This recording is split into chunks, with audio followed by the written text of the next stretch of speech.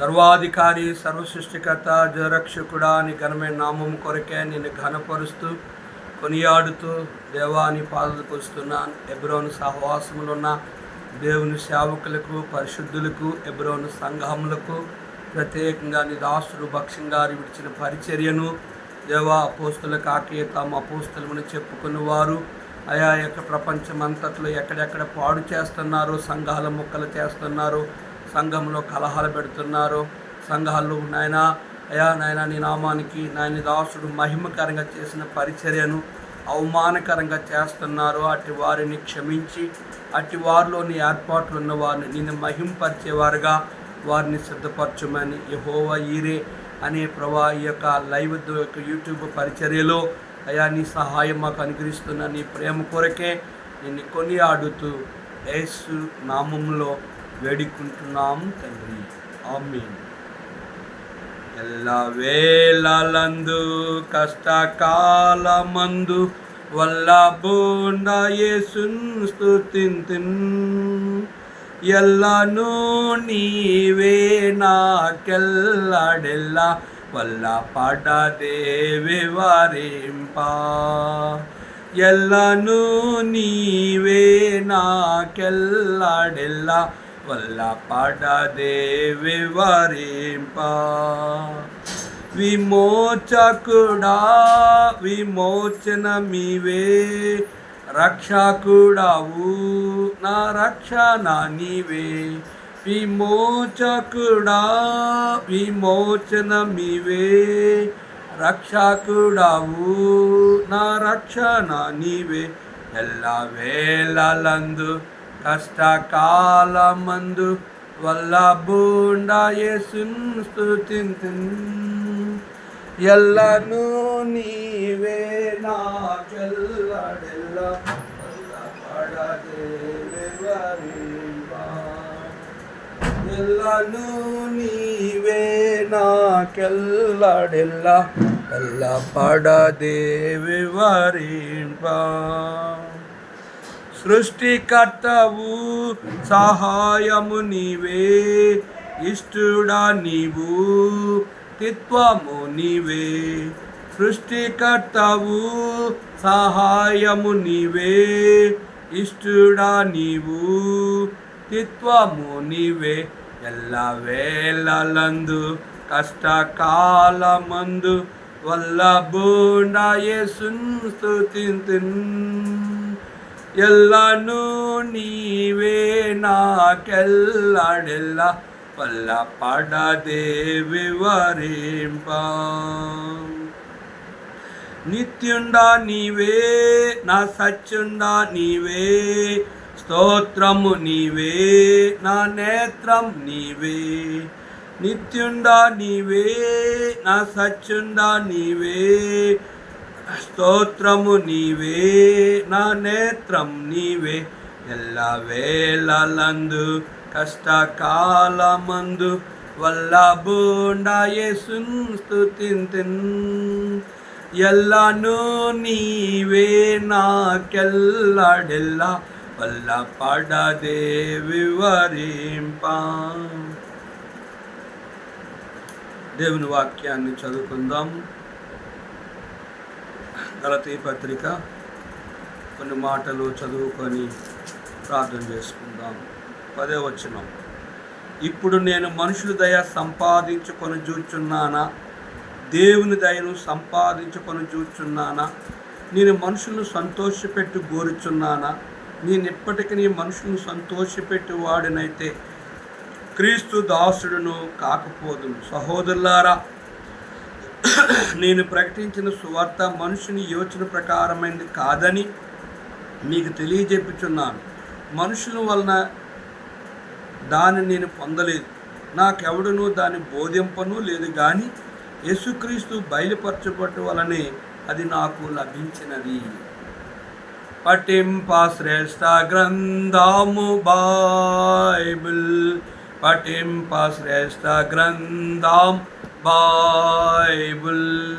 అనుదినం పఠించిన ప్రేమ తోడు నడుపును, ఓ పఠింప శ్రేష్ఠ గ్రంథము Bible. The best book to read is the Bible. The best book to read is the Bible. If we read every day, if we help all the way, oh, the best book to read is the Bible. ప్రభునందు ప్రియమైన దేవుని సేవకులకు, పరిశుద్ధులకు, ప్రపంచంలో ఉన్న అన్యజనులైన వారికి, దేవుని వాక్యం వింటున్న మీకు ప్రభు యేసుక్రీస్తు నామములో యెహోవా ఈరే అనే ఈటు పరిచర్యలో దేవుని వాక్యం వింటున్న మీ అందరికీ ప్రభు నామములో శుభములు లేదా వందనాలు చెల్లిస్తున్నాను. ప్రభు కృపలో మరి గలతీ పత్రికను ధ్యానించడానికి, 3వ వర్తమానం వినడానికి పరిశుద్ధాత్మ దేవుడు మనకు ఎంతగానో సహాయం చేశాడు. అందును బట్టి మనం ఆయనకి కృతజ్ఞత చెల్లించవలసిన వారమై ఉన్నాం. అపోస్తలుడైన పౌలు గలతీ పత్రిక 1వ అధ్యాయం 10వ వచనం అంటున్నాడు, ఇప్పుడు నేను మనుషుల దయను సంపాదించుకొని చూచున్నానా, దేవుని దయను సంపాదించుకొని చూచున్నానా, నేను మనుషులను సంతోషపెట్టి కోరుచున్నానా, నేను ఎప్పటికీ మనుషులను సంతోషపెట్టువాడనైతే క్రీస్తు దాసుడును కాకపోదును. అపోస్తలుడైన పౌలు ఎవరిని సంతోషపెట్టేవాడు ఉన్నాడంటే, తన యూదా జాతి వారిని సంతోషపెట్టలేదు. తనని గత కాలంలో సవులుగా ఉన్నప్పుడు వాడుకున్న ప్రధాన యాజకులని, పరిశీలనితో వారిని సంతోషపెట్టలేదు. గత కాలంలో తన యొక్క బంధువులైన వారిని సంతోషపెట్టేవాడు, ఇప్పుడైతే వారిని సంతోషపెట్టలేదు. గత కాలంలో అధికారుల మాటలు విని వారిని సంతోషపెట్టి అనేక మందిని, దేవుని సేవకుల్ని చంపుతూ, గర్భఫలాలు కోస్తూ, అనేక మందిని మరణం వరకు హింసించి చెరసాలలో అనేకలు నింపుతూ వచ్చిన సౌలు పౌలుగా మారిన తర్వాత అంటున్నాడు, ఓ గలతీ సంఘస్థలారా, నేను మనుషులు దయను సంపాదిస్తున్నానా, నేను దేవుని దయను సంపాదిస్తున్నానా, నేను మనుషులను సంతోషపెట్టేవాడినైతే నేను క్రీస్తు దాసుని కాకపోదును. పౌలు అంటున్నాడు. మరి ఇక్కడ మనం చూసినట్లయితే అది మరి యొక్క సువార్త కాదు కానీ క్రీస్తు సువార్తను చేర్పగోరి మిమ్మల్ని కలవరపరచువారు కొందరున్నారు అంటూ మేమే కానీ మేము ప్రకటించిన సువార్త పరలోకం దేవదూత వచ్చి వ్యతిరేకంగా బోధ చేస్తే వాళ్ళు శాపగ్రస్తులు. రెండోది, ఇంకెవరైనా వచ్చి విరోధకరమైన బోధ చేస్తే వారు శాపగ్రస్తులు. లేదా మేమే వచ్చి మేము మొదట ప్రకటించిన సువార్తకి వ్యతిరేకముగా తప్పుడు బోధన మేము చేసినట్లయితే మేము కూడా శాపగ్రస్తులమని చెప్తూ పౌలు అంటున్నాడు, నేను మనుషులను సంతోషపెట్టేవాడినైతే నేను క్రీస్తు దాసుని కాకపోదును అని అంటున్నాడు.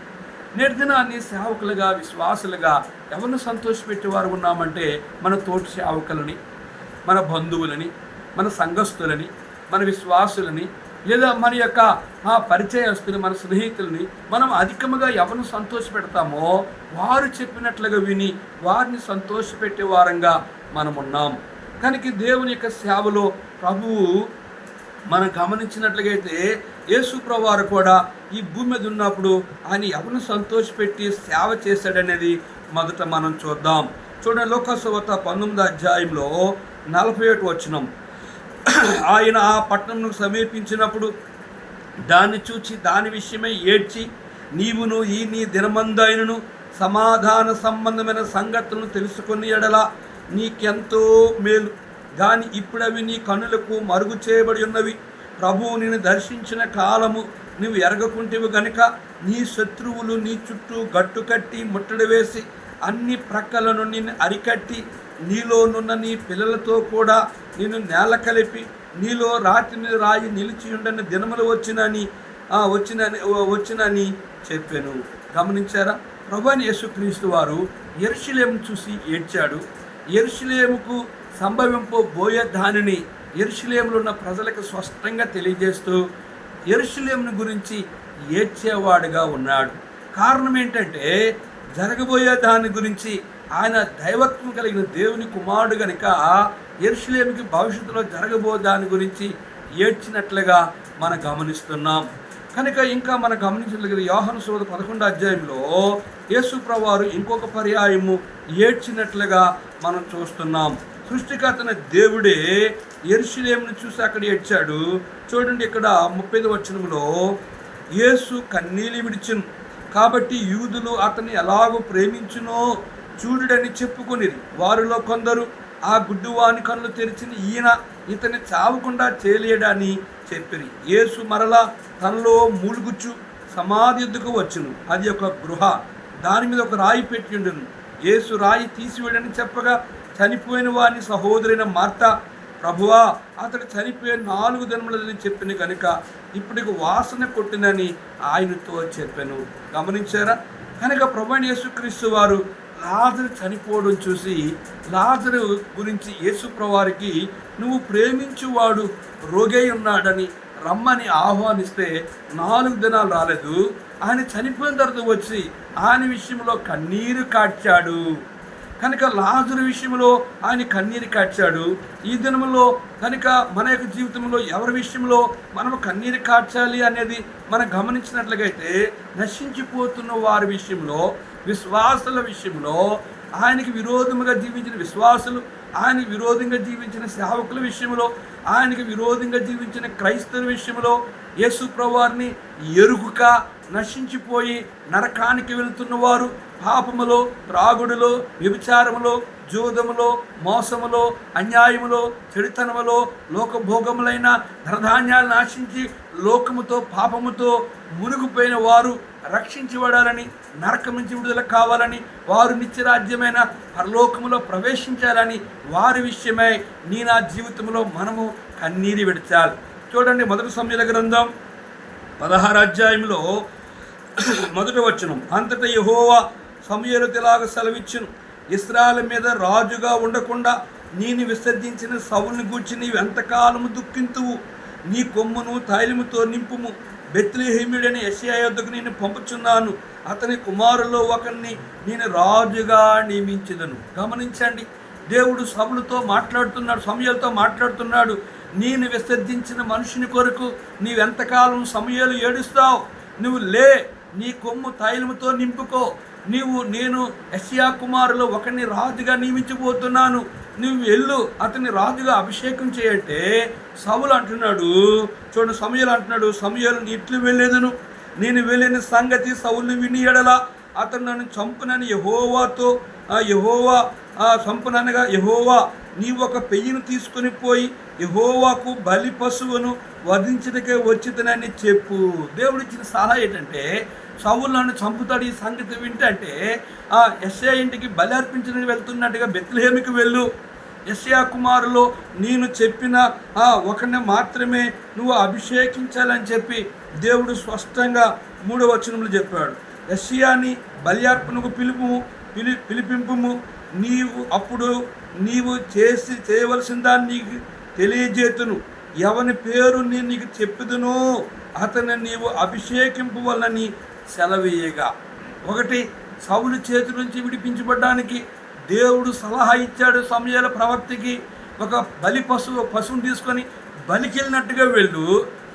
యెషయా కుమారు 8 ఉన్నారు, వారిలో నేను ఎవరి పేరు చెప్తే వాడిని మాత్రమే అభిషేకించు. 7 చూశాడు. ఇతడేమో అనుకున్నాడు సమూయేలు. కానీ దేవుడు అన్నాడు, సమూయేలు మనుషులు పైరూపం చూస్తారు, నేనైతే వారి హృదయాన్ని చూస్తాను.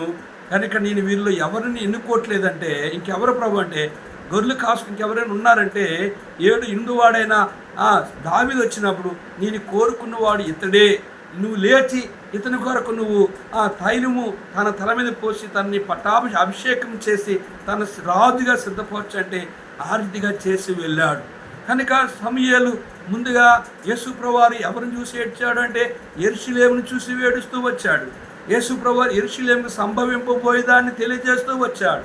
రెండవది, యేసు ప్రభు ఎవరి కొరకు ఏడ్చాడంటే లాజరు తన ప్రేమించువాడు రోగి ఉన్నాడని, సావసిద్ధమై ఉన్నాడని కబురు చేసినప్పుడు కూడా 4 దినములు ఆయన రాలేని కారణము చేత ఆయన 4వ దినం వచ్చినప్పుడు అతని శరీరం కుళ్ళిపోయినప్పుడు కూడా వాసన కుట్టినప్పుడు కూడా మాట చెప్పినప్పుడు కూడా ఆయన ప్రార్థన చేసినప్పుడు చుట్టూ నిలిచిన జనసూమ అంటున్నారు, ఆ గుడ్డివాని కళ్ళు తెరిచింది ఈయన, ఇతన్ని చావకుండా చేయలేడా అని చెప్పి అనుకున్నారు. యేసు ప్రభువారు ఆ రాయి పైకి తీయని చెప్పి లాజరు బయటికి రాని ఆయన చిన్న ప్రార్థన చేసి లాజరు బయటికి రాని చెప్పగానే చనిపోయిన వాడు పేత వస్త్రములు కట్టబడిన వాడే బయటికి వచ్చాడు.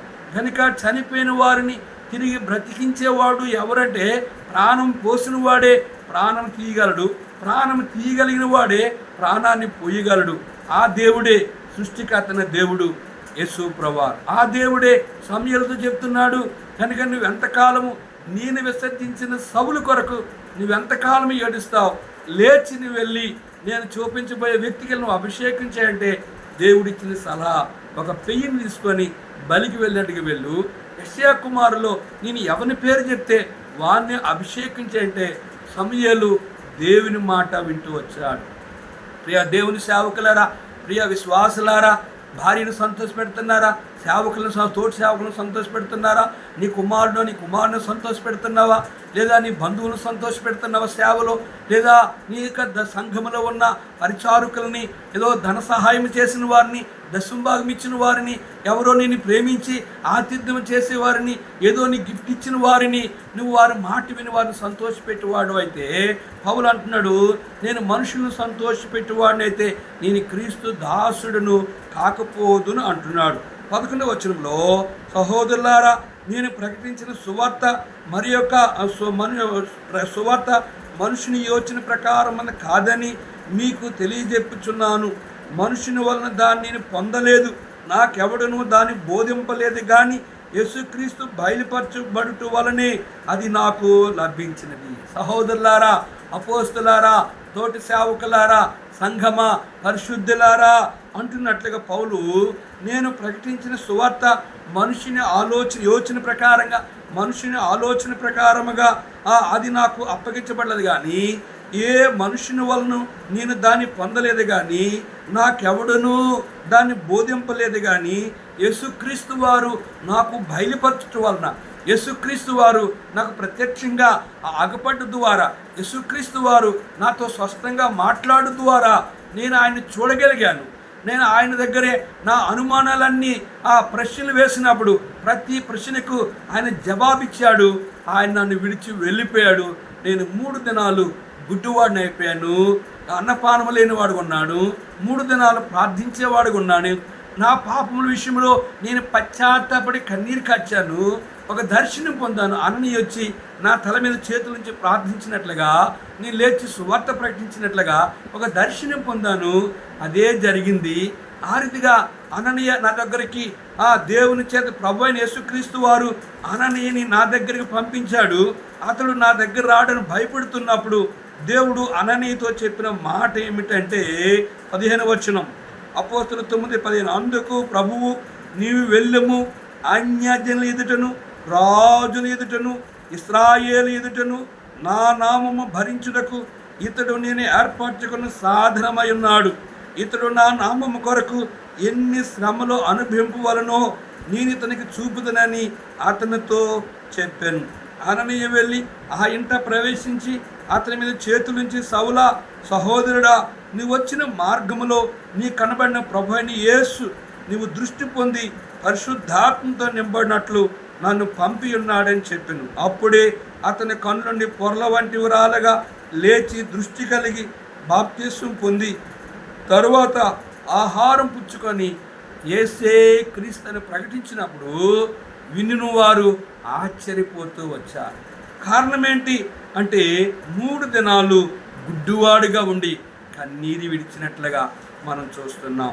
ప్రియ దేవుని సేవకులారా, పరిశుద్ధులారా, పౌలు సౌలుగా ఉన్నప్పుడు తన జీవితంలో ఎవరిని అతడు గమనించాడు అంటే ప్రభువైన యేసుక్రీస్తు వారి దేవుని పనిని పాడు చేసేవాడుగా మనకు ఆగపడుతూ వచ్చాడు. ఆ వ్యక్తిని దేవుడు ఏ రీతిగా దర్శించాడనేది మనం గమనించినట్లుగా అయితే కనుక అతను పౌలు అంటున్నాడు, నేను మనుషుని యోచన ప్రకారము నేను సువార్త ప్రకటించలేదు, నేను మనుషుని ఆలోచన ప్రకారం సువార్త ప్రకటించలేదు, మనుషుల వల్ల నేను దాన్ని ఆ సువార్త బోధించడం నాకెవరు ప్రకటించలేదు, నాకెవరు బోధింపలేదు. యేసుక్రీస్తు బయలుపరచుట వలన నేను ఆయన సువార్తను ఆసియా అంతంతటా ప్రకటించి అనేక సంఘములు కట్టడానికి పరిశుద్ధాత్మ దేవుడు కనుక అపోస్తుల్లో ఎవరిని అధికముగా ఎరగకపోయినా, అధికముగా వాళ్ళతో అపోస్తులతో స్నేహం చేయకపోయినా, ఎక్కువ సమయం వాళ్ళతో గడపపోయినా పౌలుగా మారిన తర్వాత ఎవరిని చూశాడంటే ప్రభువును చూశాడు. కనుక ప్రియ దేవుని సేవకులారా, ఇంకొక పర్యాయము అపోస్తలుడైన పౌలు తన సేవా పరిచర్యలో అపోస్తలుల 18వ అధ్యాయంలో తను కొన్ని విషయాలు భయముతో ఉన్నప్పుడు దేవుడు అతనితో మాట్లాడుతూ వచ్చాడు. 18వ అధ్యాయము అపోస్తలుల కార్యం 8వ వచనం. ఆ సమాజ మందిరపు అధికారాన్ని క్రిస్పు తన ఇంటి వారు అందరితో కూడా ప్రభువునందు విశ్వాసముంచును. మరియు కొరింథీయుల్లో అనేకులు విని విశ్వసించి బాప్తిసం పొందిరి. రాత్రి వేళ దర్శనమందు ప్రభువు, నీవు భయపడక మాట్లాడము, మౌనంగా ఉండకము, నీకు తోడై ఉన్నాను, నీకు హాని చేయుటకు నీ మీదకి ఎవడునూ రాడు. ఈ పట్టణంలో నాకు బహుజనమున్నదని పౌలుతో చెప్పగా అతడు వారి మధ్య దేవుని వాక్యం బోధించుచు 1 సంవత్సరం మీద 6 నెలలు అక్కడ నివసించాడు. కనుక ఎవరి ద్వారా పౌలు నడిపించబడుతున్నాడని మనం గమనిస్తే దేవుని ద్వారా, దేవుని చిత్తాన్ని ఎరిగి నడిపింపబడినట్లుగా మనం చూస్తున్నాం. ఇదేనాని మనుషులు ఎవరు డబ్బిస్తే, ఎవరు దశంభాగం ఇస్తే, ఎవరు కానికిస్తే, ఎవరు సహాయం చేస్తే, ఎవరు మనకు తోడుంటే, ఎవరు మన వెనుకుండి సహాయం చేస్తే వారిని సంతోషపెట్టేవారు ఉన్నారు. చూడండి, అపోస్తలుల కార్యం 27వ అధ్యాయంలో ఇంకో విషయం గమనిద్దాం. ఇప్పుడైనను ధైర్యం తెచ్చుకొనుడని మిమ్మల్ని వేడుకొనుచున్నాను. వాడకే గాని మీలో ఎవని ప్రాణముకు హాని కలగదు. నేను ఎవని వాడునో, ఎవని సేవించున్నానో ఆ దేవుని దూత గడిచిన రాత్రి నా యొద్ద నిలిచి, పౌలా, భయపడకుము, నీవు కైసరిదట నిలవలసినది. ఇదిగో నీతో కూడా వాడలో ప్రయాణమైపోచున్న వారందరినీ దేవునికి అనుగ్రహించున్నాడని నాతో చెప్పాను. కాబట్టి అయ్యలారా, ధైర్యం తెచ్చుకొనుడి. నాతో దూత చెప్పిన ప్రకారము జరుగునని నేను దేవుని నమ్ముచున్నాను. ఆయనను మనము కొట్టుకొని పోయి ఏదైనా ఒక ద్వీపం మీద పడవలసి ఉండేనని చెప్పాను. అనేక మంది కనుక మరణ భయముతో కనుక అనేక దినాలు వారు వాడలో ఆకాశంలో సూర్యుడు కానీ, చంద్రుడు కానీ, నక్షత్రాలు కానీ అగపడలేదు. కనుక సముద్రంలో వాడ మునిగిపో స్థితికి వచ్చింది. వాడ అమరము బద్దలైపు స్థితికి వచ్చింది. అనేకుల ప్రాణ భయముతో, మరణ భయముతో కనుక ఉన్నప్పుడు అనేక దినాలు వారు ఆహారం తినలేనప్పుడు దేవదూత చెప్తుంది, పౌలా, భయపడకు, నీతో ఉన్నవారిని నీ చేతికి అప్పిస్తాను, నువ్వు కైసరి ఎదుట నిలవలసింది, నువ్వు భయపడొద్దని ధైర్యముగా దేవుడు దూతను అదరికి వచ్చి నాతో మాట్లాడింది. అయ్యలారా, ధైర్యం తెచ్చుకొని ఆహారం తినండి అని ధైర్యపరిచేది భూలోకములో ఏ దేవుడు కానీ, ఏ దేవత కానీ, ఏ గురువు కానీ, ఏ బాబా కానీ, ఏ మనుషుడే దేవుడని చెప్పుకున్న వారు ఎవరే కానీ ఇటువంటి మరణ ఆ భయంలో ఉన్నప్పుడు ఎవరైనా ప్రపంచంలో ఈరోజు వరకు చెప్పగలిగే ఉన్నారు అంటే ఎవరూ లేరు. ప్రియ సహోదరి సహోదరుడా, దేవుడు చెప్పిన మాట, దూత చెప్పిన మాట మీలో ఎవరికే కానీ ఏ హాని జరగదు. కనుక వాడే బద్దలైపోద్ది కానీ మనలో ఎవరిని చనిపోమని దూత చెప్పిన మాట ధైర్యం తెచ్చుకోండి, ఆహారం తినండి, స్పష్టముగా చెప్పగలిగే వారు ఎవరంటే పౌలు గారు.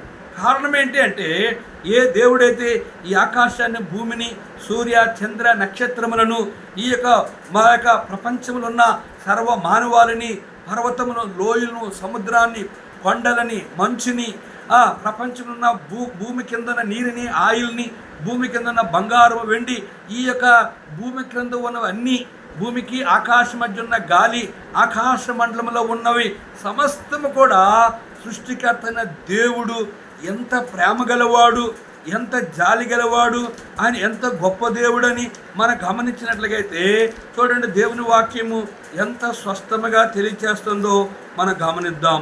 చూడండి, మీకా గ్రంథము 7వ అధ్యాయంలో ఆయన ఎంత గొప్ప దేవుడని మనము ఆలోచించేద్దాం. 15వ వచనం, 7:17. ఐగుప్తు దేశములో నుండి నీ వచ్చినప్పుడు జరిగినట్టుగా నేను జనులకు అద్భుతములను కనపరుతును. అన్యజనులు అది చూచి తమ కలిగిన బలమంతా కొంచెమని సిగ్గుపడి నోరు మూసుకొందురు. వారి చెవుడెక్కుపోవును. సర్పములాగున వారు మన్ను నాకెదురు. భూమి మీద ప్రాకుడు పురుగు వలె తమ ఇరువుల్లో నుండి వణుకుచు ప్రాకి వత్తురు, తమ దేవుడని యెహోవా యొద్దకు భయపడుచు వత్తురు. నిన్ను బట్టి భయము నొందుదురు. తన స్వాస్థ్యములో శేషించిన వారి దోషమును పరిహారించి వారు చేసిన అతిక్రమం విషయమై వారిని క్షమించు దేవుడు అయిన నీతో సముడైన దేవుడున్నాడా? ఆయన కనికరము చూపిటి యందు సంతోషించువాడు గనుక నిరంతరము కోపమంచడు. మరియు ఆయన మరల మనయందు జాలిపడెను, మన దోషములను అణిచివేయను. వారి పాపములన్నిటినీ సముద్రపు అగాధములలో నీవు పడవేతువు. పూర్వకాలమున నీవు మా పితరులైన అబ్రహాము యాకోబులకు ప్రమాణము చేసిన సత్యమును కనికరమును నీవు అనుగ్రహింతువు. గమనించారా? మన దేవుడు ఎటువంటి వాడు అంటే, గమనించారా? ఇక్కడ వారు అన్యజనులు అది చూచి తమ కలిగిన బలమంతా కొంచెమని సిగ్గుపడి నోరు మూసుకొందరు. వాళ్ళ చెవుడెక్కిపోవును. సర్పము మన్నులాగునాగున భూమి మీద ప్రాకుడు పురుగు వలె వారు తమ ఇరువులలో నుండి వణుకుచూ ప్రాకి వత్తురు. తమ దేవుడని యెహోవా యొద్దకు భయపడుచూ వత్తురు. గమనించారా? నిన్ను బట్టి భయమునొందురు. తన స్వాస్థ్యంలో శేషించిన వారి దోషమును, పాపమును, అతిక్రమములను పరిహారించే దేవుడు ఎవరైనా ప్రపంచంలో ఉన్నారు అంటే వారిని క్షమించు దేవుడు అయిన నీతో సముడైన దేవుడున్నాడా? ఎవరు లేరు. కనుక యోహాను 14:6 ఏముందంటే, యేసు నేనే మార్గము, సత్యము, జీవం, నా ద్వారా తప్ప ఎవరు పరలోకములో ప్రవేశించరు. కనుక పిలుపత్రికలు ఏముందంటే, మొదటి వాడును నేనే. పిలుపత్రికలు ఏముందంటే, చూడండి ఒక మాట, పిలుపత్రిక 5వ అధ్యాయంలో ఒక చక్కని మాట మనం చూస్తాం. చూడండి, పిలుపత్రిక 2వ అధ్యాయం 5వ వచనంలో దేవుని వాక్యము ఏమి సెలవిస్తుందో చదివి వినిపిస్తాను. చూడండి, పిలుపత్రిక 2వ అధ్యాయము. ఆయన ఇటువంటి గొప్ప దేవుడని మనం గమనించినట్లయితే, క్రీస్తు యేసును కలిగిన ఈ మనస్సును మీరు కలిగిండుడి. ఆయన దేవుని స్వరూపము కలిగిన వాడయుండి దేవునితో సమానముగా ఉంటే విడిచిపెట్టకుండా భాగ్యమని ఎంచుకొనలేదు, కానీ మనుషుని పోలుగా పుట్టి దాసుని స్వరూపము ధరించుకొని తన్ను తానే రిక్తినిగా చేసుకొని, మరియు ఆయన ఆకారమందు మనుషుడిగా కనబడి మరణము పొందినంతగా, అనగా శిలువ మరణము పొందినంతగా విధేయత చూపిన వాడై తన్ను తాను తగ్గించుకును. అందుచేత పరలోకమందున్న వారిలో కానీ, భూమి మీద ఉన్నవారిలో కానీ, భూమి క్రింద ఉన్నవారిలో కానీ ప్రతి వాని మోకాలు యేసు నామమును వంగినట్లు, ప్రతి వాని నాలుకయు తండ్రైన దేవుని మహిమార్థమై యేసుక్రీస్తు ప్రభు అని ఒప్పుకున్నట్లు దేవుడు ఆయన్ను అధికముగా హెచ్చించి ప్రతి నామమునకు పై నామమును ఆయనకు అనుగ్రహించును. ఇంకా మనం చూస్తే అపోస్తల కార్యం 4వ అధ్యాయంలో పై నామము అని మనం గమనించినట్లయితే, ఎవరి ద్వారా పాపక్షమాపణ అంటే ఈ నామము ద్వారానే. చూడండి 12వ వచనంలో, మరి యవన వలనను రక్షణ కలగదు, ఈ నామమునే మనం రక్షణ పొందవలన కానీ ఆకాశము క్రింద మనుషుల్లో ఇయ్యబడిన మరి ఏ దేవుని నామములో రక్షణ లేదు, మోక్షము లేదు, పరలోకము లేదు. యేసు ప్రభువారు నా ద్వారా తప్ప వేరే దైవత్వము ద్వారా నువ్వు పరలోకము వెళ్ళవు అని బైబిల్ గ్రంథము స్పష్టంగా సెలవిస్తుంది. ఇంకా మనం గమనించినట్లయితే చూడండి, పేతురు పత్రికలు కూడా పౌలు ఎంతో స్పష్టంగా చెప్పాడు. 2వ పేతురు పత్రికలో చూడండి దేవుని వాక్యము ఏమి సెలవిస్తుందో మనం గమనిద్దాం. 1 పేతురు పత్రిక 2వ అధ్యాయము 19వ వచనం, ఎవడైనా అన్యాయముగా శ్రమ పొందుచు దేవుని గురించి మనస్సాక్షి కలిగి దుఃఖము సహించిన ఎడల అది హితమగును. తప్పిదమునకే దెబ్బలు తిన్నప్పుడు మీరు సహించిన ఎడల మీకేమి ఘనము? మేలు చేసి బాధపడినప్పుడు మీరు సహించిన ఎడల అది దేవునికి హితమగును. ఇందుకు మీరు పిలువబడుతుంది. క్రీస్తు కూడా మీ కొరకు బాధపడి మీరు తన అడుగుజాడి యందు నడుచుకున్నట్లు మీకు మాదిరి ఇంచిపోయిను. ఆయన పాపము చేయలేదు, ఆయన నోట ఏ కపటమునో కనబడలేదు. ఆయన దూషింపబడియు బదులు దూషింపలేదు. ఆయన శ్రమ పెట్టబడియు బెదరక న్యాయంగా తీర్పు తీర్చు దేవునికి తన్ను తాను అప్పగించుకొను. మనము పాపముల విషయమై చనిపోయి నీతి విషయమై జీవించినట్లు ఆయన తానే తన శరీరమందు మన పాపములను మ్రాను మీద మోసుకొనెను. ఆయన పొందిన గాయముల చేత మీరు స్వస్థత పొందితిరి. మీరు గొర్రెల వల్ల దారి తప్పిపోతురు కానీ ఇప్పుడు మీ ఆత్మల కాపరైన యేసుక్రీస్తు వారు అధ్యక్షుడై ఆయన వైపునకు మీరు మళ్ళీ ఉండాలి. ఆయన ద్వారానే పాపక్షమాపణ, ఆయన ద్వారానే నువ్వు నరకము నుంచి విడుదల, ఆయన ద్వారానే ఆ పరలోక రాజ్యం. దానికి అపోస్తలుడైన పౌలు అంటున్నాడు ఇక్కడ గలతీ పత్రికలో మనం గమనించినట్లయితే, దాన్ని ఎవడును నాకు బోధింపలేదు. నేను ఎవరు ఇంకేమంటాడు, సహోదరులారా నేను ప్రకటించిన సువార్త మనుషుని యోచన ప్రకారమైనది కాదని మీకు తెలియజెప్తున్నాను. మనుషుల వల్ల నేను దాన్ని పొందలేదు, నాకెవడను దాన్ని బోధింపలేదు కానీ యేసుక్రీస్తు బయలుపరచడం వలనే అది నాకు లభించినది. ఎట్లా పౌలు ఎంత గొప్ప చేసి హతసాక్షి చేయబడ్డాడంటే కనుక ప్రభు అయిన యేసుక్రీస్తు వారు తను దర్శించాడు, ఆయన మాట్లాడాడు, ఆయన కనిపించాడు, ఆయనకున్న అనుమానాలన్నీ ఆయన తీర్చివేశాడు. కనుకనే అతడు ప్రభువును చూశాడు. కనుక ఏది చూశాడో ఆ మాట చదివి ముగించుకుందాం. చూడండి, యోహాను కూడా ఈ మాట చెప్తూ ఉంటాడు. మొదటి యోహాను పత్రిక 1వ అధ్యాయం ఇది చదివితే మీకు అర్థమవుతుంది. జీవవాక్యమును గూర్చి 1 యోహాను పత్రిక 1వ అధ్యాయం, జీవవాక్యమును గూర్చినది ఆది నుండి ఏది ఉండునో మేమేది వింటమో, కన్నులారా ఏది చూచుతామో, ఏది నిదానించి కనుగొంటామో, మా చేతులు దేన్ని తాకి చూచునో అది మీకు తెలియజేస్తున్నాం. ఆ జీవము ప్రత్యక్షమైన తండ్రి యొద్ద ఉండి మాకు ప్రత్యక్షపరిచిన ఆ నిత్య జీవమును మేము చూచి ఆ జీవమును గురించి సాక్ష్యమిచ్చుచు దానిని మీకు తెలియజేస్తున్నాం. మాతో కూడా మీకు సహవాసం కలిగినట్లు మేము దాన్ని చూచి విని దానిని మీకును తెలియజేస్తున్నాం. మన సహవాసం అయితే తండ్రితో కూడా ఆయన కుమారుడైన యేసుక్రీస్తుతో కూడాను ఉన్నది.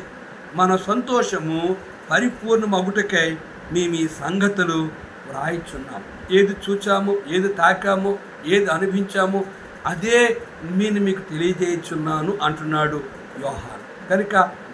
కనుక పౌలు ఎవరి ద్వారా ఆయన సేవ నేర్చుకోలేదు కానీ, ఎవరు అతన్ని పంపలేదు కానీ, ఎవరు తనకు నేర్పలేదు కానీ, ఎవరు తనకు బోధింపలేదు కానీ, తన పిలిచిన దేవుడే తన ప్రత్యక్షంగా అగపడి తనకి ఏ రీతిగా బోధించాలో, ఏ రీతిగా ప్రజల మధ్య నిలబడాలో, ఏ రీతిగా సేవ చేయాలో ఆయనే అన్నీ బయలుపరిచాడు. ముగిస్తాను. ప్రియ దేవుని సేవకులారా, పరిశుద్ధులారా, మనము ఆయన యేసు తప్ప ఎవరూ వారు కనబడలేదు. మోషే మాయమైపోయాడు, ఏలియా మాయమైపోయాడు, యేసు ప్రభు ఒక్కరే కనిపించారు.